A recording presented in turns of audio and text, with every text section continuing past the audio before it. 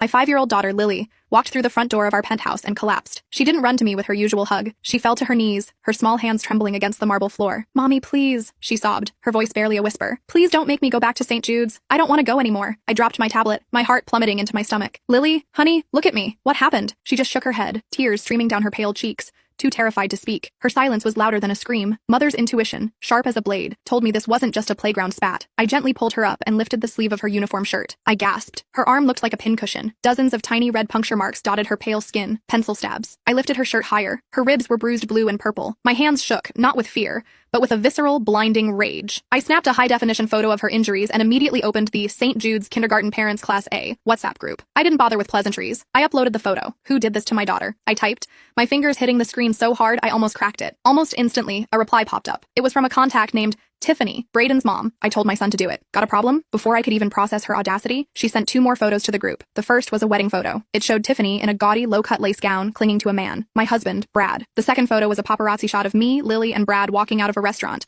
but she had drawn a red X over my face. "You dirty homewrecker," Tiffany messaged. "You have the nerve to steal my husband and parade your bastard child around? You should be thanking God I didn't have Braden beat that little brat to death." The group chat exploded. The notifications rolled in like a tidal wave of sewage. Mrs. Vanderwoodson. "Oh my God, I knew she looked cheap." Cooper's mom. "Disgusting. Someone call child services on her." Bella's dad. "Keep that trash away from our kids." Then, the teacher, Miss Harper, chimed in. She tagged Tiffany. "Braden showed great leadership today, Mrs. Sterling. I'll make sure he gets the Student of the Week badge tomorrow." Tiffany sent a laughing emoji. "If you're mad, come find me, bitch. Braden and I are still at the school gate waiting for his dad." I stared at the screen, my blood turning to ice. My legal husband, Brad Sterling, a man who didn't have 2 nickels to rub together until I married him, was playing house with this woman and letting her assault my child. I grabbed my keys and picked Lily up. On the way to the car, I voice messaged my chief legal officer at Sterling Vance Global. "Draft the divorce papers. Initiate the prenup clauses immediately. I want Brad on the street with nothing but the clothes on his back." I took a breath, staring at Lily's bandaged arm, and called the security team. "Meet me at St. Jude's Academy. Now. Someone hurt Lily and they are going to pay with blood." When I pulled my Rolls-Royce Cullinan up to the curb of St. Jude's Academy,